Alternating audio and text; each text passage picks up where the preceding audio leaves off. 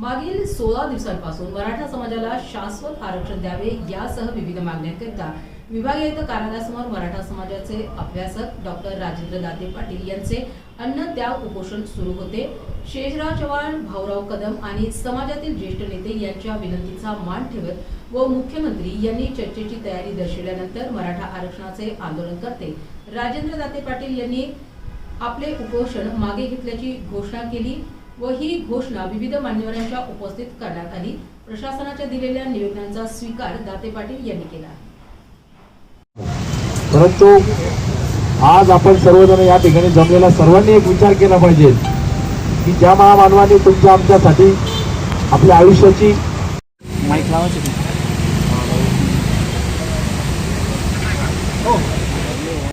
मला जागाच नाही राहिली। छत्रपती शिवाजी महाराज की लाख मराठा।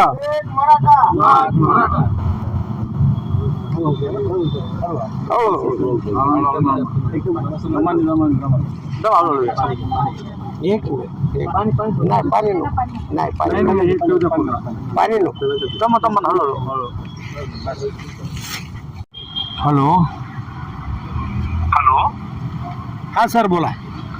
सर बोला। हा हॅलो हॅलो, डॉक्टर साहेब माननीय गिरीश भाऊ बोलतात आपल्याशी। मंत्री महोदय बोलताय का? गिरीश हो बोलतोय, बोला।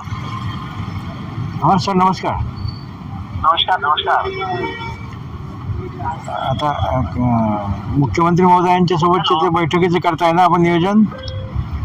हो हो होईल, करू म्हणजे थोडा काय सब्जेक्ट थोडं जीवाची बरं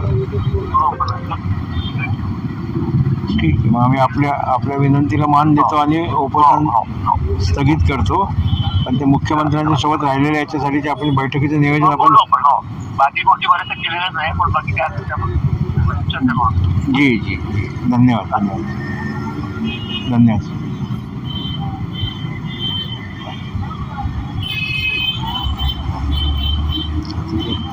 ओके सर, थँक्यू।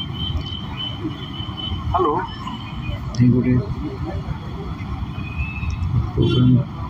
तहसीलदार आले।